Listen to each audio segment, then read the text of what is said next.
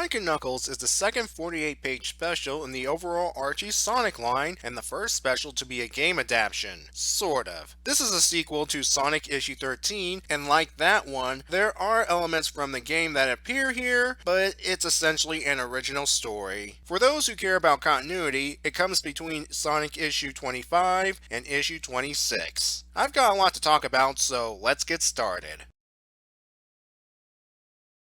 We begin with a game of volleyball on the beach, featuring the substitute freedom fighters from the Sally miniseries. The game ends the moment they spot something in the sky. That something is Angel Island, or the floating island as it's called around this time, and it's heading towards the Great Forest and Knothole. In the village, Rotor gives a briefing which details the island's probable destination. As you can see, no one in the room knows what the deal is with the island. That's when the only two members of the team who encountered it before arrive. Would have been nice to inform the team about your previous visit, guys, but the reason they didn't tell them earlier is so Sonic can recap the events now, mainly for the sake of the readers. Afterwards, everyone questions Knuckles' allegiance before Sally orders Antoine to fly Sonic and Tails to the island. En route, they notice the island has some new additions, specifically gun turrets and engines. Thankfully, the turrets can't aim above the horizon. This allows the plane to get into position so Sonic and Tails can jump onto the island. As the two start walking, they're being stalked by Knuckles. Yeah, sorry to spoil that shadowy figure now, but it's obviously him. Sonic and Tails wind up in Mushroom Hill Zone, where the hedgehog hits his head with one of those pendulum ball things. Then we get one, if not the weirdest panel in the comic. The mushrooms come alive and want to eat Sonic. Yeah. But it turns out it's just a hallucination brought about by Sonic's head injury. Once Sonic returns to reality, he uses the pendulum mechanism to get above the mushrooms. After bouncing on the mushroom tops, the two come across an axe-wielding bot, Hey How, the Act 1 mini-boss of Mushroom Hill. Unlike in the game, Sonic takes this thing down in one hit. The two continue until Sonic falls through the old fake ground trap. Sonic is hanging on as Knuckles reintroduces himself. We enter part 2, and as you can see, the art has shifted from the Art Ma Winnie style to the Dave Manick style. Anyway, Knuckles is about to force Sonic off the cliff when Tails throws a rock at the echidna. This only succeeds at causing both of them to fall down the hole. Good one, Tails. They both land on a platform surrounded by lava, I guess. So would this technically be Lava Reef Zone? Before the two fall in, Tails arrives to make up for his earlier mistake. Back on the surface, Sonic convinces Knuckles something's wrong by pointing out that the stars are in the wrong place. After being told about the engines and the gun turrets, Knuckles leads Sonic and Tails through a zoot chute, bringing them to the chamber where the Chaos Emerald is kept. I guess Knuckles decided to hide it after last time. That or it's a retcon, which tends to happen in the comics, because Knuckles explains that the Chaos Chamber redirects and amplifies the Chaos Emerald energy, allowing the island to float. They notice a new addition to the chamber, an energy siphon. Knuckles gets stabbed by touching it and Robotnik shows up to gloat. He realizes the floating island's potential as a flying fortress, so he spent some time setting up the machines to bring the island under his control, and he's using the Chaos Emerald to power them. His plan is to use the weapons to burn the Great Forest, and thus Knothole Village, to the ground. Knuckles makes up for this disaster by smashing the Chaos Emerald to bits. Wow, did this comic predict Sonic Adventure 2? Well, surprise, surprise, with no Chaos Emerald, the island starts falling. Robotnik bails, content with the fact that the falling island will destroy Knothole anyway. Knuckles fixes this problem by pulling another Chaos Emerald from a hidden area. Just in time, too.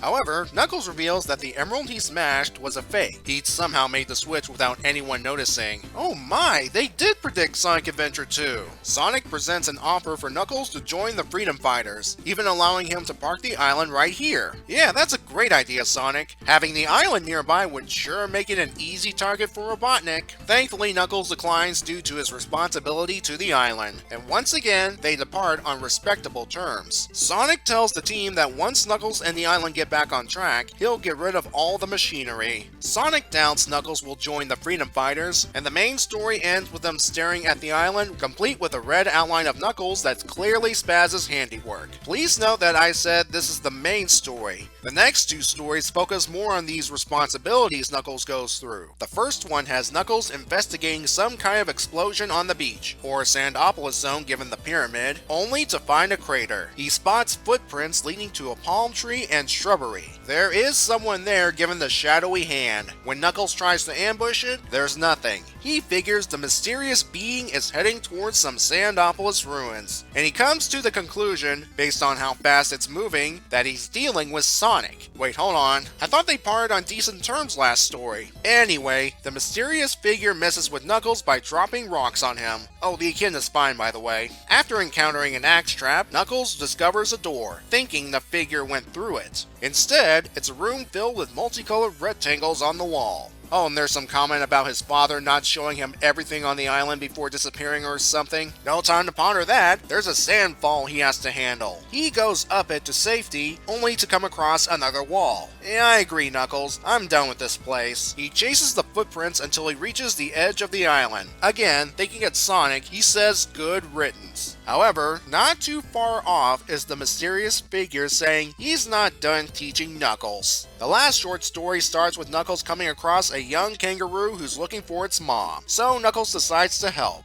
The kangaroo points out that the sky is getting darker. Knuckles explains that it's a solar eclipse. Well, he doesn't say the term, but he explains the concept. His father told him this, by the way. You know, this is the second mention of his father in the comic, but I'm sure it means nothing. A herd of dingoes soon approach, frightened by the eclipse. After getting the two to safety, Knuckles lets the young kangaroo know that they're usually friendly. Yeah, friendly dingoes. Nothing bad about them. As soon as the dingoes pass, they continue looking for the kid's mother, while noticing the end of the eclipse. They really shouldn't look directly at it without special glasses. Anyway, Knuckles returns the kid to his mom, goes off to attend other guardian duties, and the end. As I said earlier, the main story is a very loose adaptation of the game. Since there is no Master Emerald or Death Egg in this continuity, yet, they had to conceive an original story. In this case, it's Robotnik hijacking the floating island and turning it into a flying fortress to destroy Knothole. And you know what? That's a pretty clever plan on Robotnik's part. It's clear that Robotnik is still obsessed with the island, and installing all of that machinery underneath means Knuckles won't get in the way. The only reason he lost was first, Sonic informing Knuckles of the situation, and second, the fake Emerald switcheroo Knuckles pulled. This bit with Sally here is interesting given what would eventually be revealed down the line between her and Knuckles. At first, you think Sally implies, is this Knuckles guy trustworthy? But now with the benefit of hindsight, it's possible that Sally's line could be interpreted as, I've known Knuckles since we were kids. Why would he do all of this? Knuckles refused to join the Freedom Fighters because he has his own problems and responsibilities on the island, and we see some of that in the two backup stories. The first one has Knuckles chasing a mysterious figure through some unexplored areas of the island, and Knuckles mistakenly thinks it's Sonic.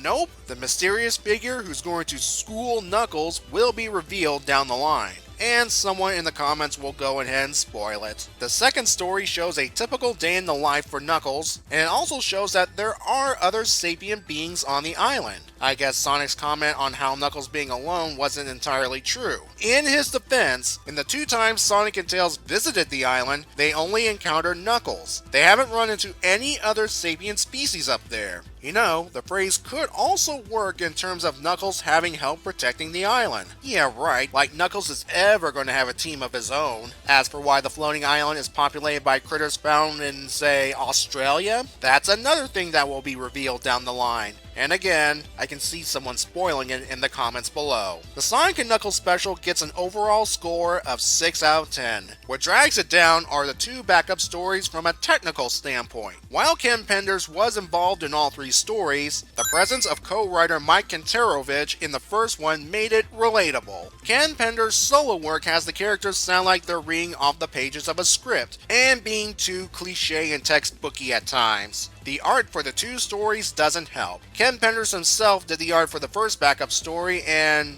I'll let the visuals speak for themselves. The second story's art is done by Harvey Mercandocasio, who's usually the inker to Spaz's artwork in the comics, especially the covers. Yeah, he should stick to that. At least the art styles of Ma Winnie and Manic are, well, styles. Bottom line, the backup stories fall under the amateurish category. Besides that, it's a good issue to build up the Sonic lore and gives hints at things to come, especially when it comes to Knuckles.